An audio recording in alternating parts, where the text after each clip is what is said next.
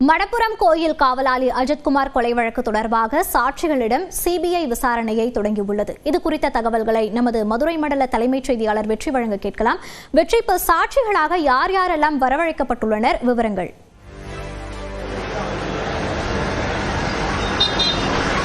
மடப்புரம் கோயில் காவலாளி அஜித்குமார் காவல்துறையினுடைய விசாரணை போது உயிரிழந்த வழக்கு சிபிஐ மிக தீவிரமாக விசாரிச்சுட்டு இருக்காங்க. அது நீதிமன்றமும் சிபிஐக்கு மாற்றி உத்தரவிட்டு ஆகஸ்ட் 20ஆம் தேதிக்குள்ள இந்த வழக்கினுடைய விசாரணை அறிக்கையை தாக்கல் செய்யணும் அப்படின்னு மதுரை உயர்நீதிமன்ற கிளை நீதிபதிகள் சொல்லியிருந்தாங்க.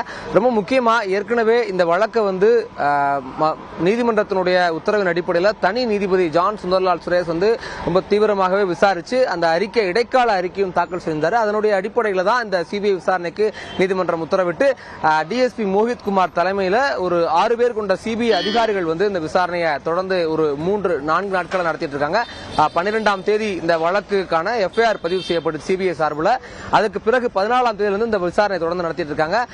கடந்த 2 நாட்களுக்கு முன்னாடி அஜித்குமாரை காவல்துறையினர் அடித்து சித்திரவதை செய்ததாக சொல்லப்படக்கூடிய இடங்களான அந்த மடப்புரம் கோயிலுக்கு பின்னாடி இருக்கக்கூடிய கோசாலை, அதுக்கப்புறம் அவர் கொண்டு செல்லப்பட்ட இடங்கள், எந்த வழியில எல்லாம் அஜித்குமாரை அவர்கள் கொண்டு சென்றது, எங்க வச்செல்லாம் அடிச்சு துன்புறுத்தினாங்க, இது போன்ற இடங்களில் எல்லாம் நேரடியாகவே சிபிஐ அதிகாரிகள் ஆய்வு செய்து அது தொடர்பான விசாரணைகளையும் மேற்கொண்டிருந்தாங்க. அதனுடைய தொடர்ச்சியாக நேற்றைய தினம் என்ன பண்ணாங்கன்னா, திருப்போணம் காவல் நிலையத்தில் ஒரு 5 மணி நேரம் சிபிஐ அதிகாரிகள் விசாரணை நடத்தினாங்க. அந்த நகை காணாமல் போனதாக நிகிதா என்ற பெண் அஜித்குமார் மேல புகார் கொடுத்தாங்க. அந்த புகார் கொடுத்த தருணத்தில் காவல் நிலையத்தில் பணியில் இருந்தவங்க எல்லாம் யாரு, அந்த புகார் தொடர்பான வழக்கு பதிவு செய்தவர்கள் யாரு, அந்த புகாரை விசாரித்தவர்கள் யாரு, அந்த புகாரை விசாரித்து விட்டு அஜித்குமாரை தனிப்படை மானாமரி டிஎஸ்பி தனிப்படை போலீசாரிடம் ஒப்படைத்தது யார், இப்படி போன்ற பல்வேறு முக்கியமான விசாரணைகளை நேற்றைய தினம் சிபிஐ அதிகாரிகள் திருப்போணம் காவல் நிலையத்தில் மேற்கொண்டிருந்தாங்க.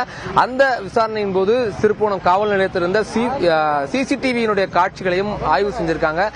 சிசிடிவி காட்சிகள்ல தான் அஜித் எத்தனை மணிக்கு வந்தார், எத்தனை மணிக்கு வெளியே சென்றார், தனிப்படை காவல்துறையிடம் எப்போது அவர் ஒப்படைக்கப்பட்டார், எப்போது அவரை விசாரணைக்கு அழைத்தனர் என்ற பல முக்கிய விவரங்கள் எல்லாம் அந்த சிசிடிவி காட்சிகளுடைய அடிப்படையில் அந்த பதிவு செய்து அந்த விசாரணையை சிபிஐ அதிகாரி மேற்கொண்டிருந்தாங்க.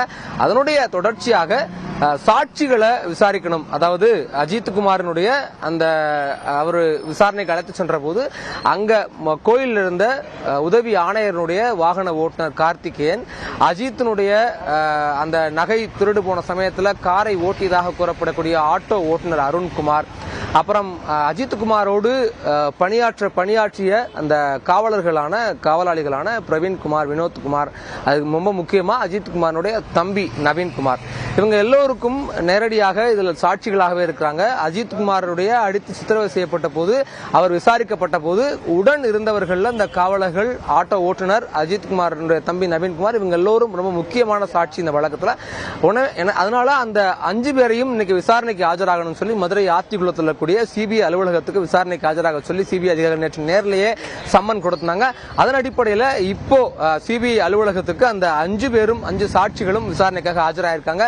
இவங்க சொல்லக்கூடிய தகவல் எல்லாம் ரொம்ப முக்கியமானதா இருக்க போது இவங்களும் நடத்தக்கூடிய விசாரணை என்பது பல்வேறு இதுல நீடிக்கக்கூடிய கேள்விகள் நிறைய இருக்கு. இந்த வழக்கை பொறுத்த வரைக்கும் இதுல உண்மையிலேயே நிகிதாங்கிற நகையை கொண்டு வந்தாங்களா, அந்த கொண்டு வந்த நகை உண்மையிலேயே திருடு போனதா, அல்லது உண்மையிலேயே அந்த காரை அஜித் ஓட்டினாரா, என்ன நடந்துச்சு, எதற்காக அவர் இந்த விசாரணைக்குள்ள அழைத்து வரப்பட்டார் அப்படிங்கிற பல்வேறு விதமான கேள்விகள் நீடிச்சுக்கிட்டே இருக்கு தொடர்ச்சியாக. விரிவான விவரங்களை வழங்கியமைக்கு நன்றி வெற்றி.